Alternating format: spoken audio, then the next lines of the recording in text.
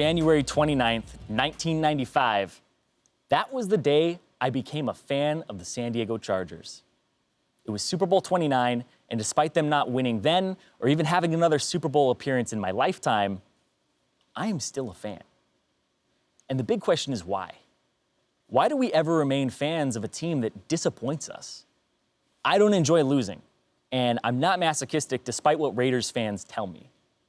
It's because it was ingrained in me by my parents and my proximity to San Diego growing up that the Chargers and even the Padres are my teams. And no number of traded players or poor performances could ever change that. And when I watch Worlds or MSI, I feel that same pride. Regardless of which teams are representing me or how poorly they might do, North America is my region. And this permission I give myself to become invested allows for me to experience my favorite feelings as a fan. But we don't have the San Francisco Apex or the New England Immortals. Hometown and regional pride just aren't a thing during the regular season and playoffs. So outside of international tournaments, as fans, we need to double down on our loyalty to our teams. And I encourage you all to take the risk. Visit your favorite team's subreddit, participate, tweet your favorite pros, and encourage them after a bad performance, or even tell them what about them makes you a fan. We are closer to our professional players than any other sport.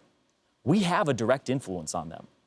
And we might assume they're showered with compliments all day long, or that our tweets and messages would bother them, but it isn't like that. So show them your pride and grow your connection as a fan. Because like myself, many of you had your taste in sports teams thrust upon you by your parents, friends, or town. But it's only because the joy they felt as fans was infectious enough to be passed along. And with us being a part of the early stages of esports, it's even more important that we too invest in our teams. We are one day going to turn on our computers and instill a lasting fandom into our children with the pride we have in our teams, just like my parents did over 20 years ago.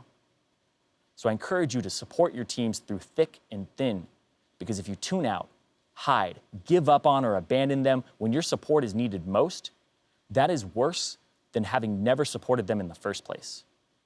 And then you don't deserve to be there for their victories.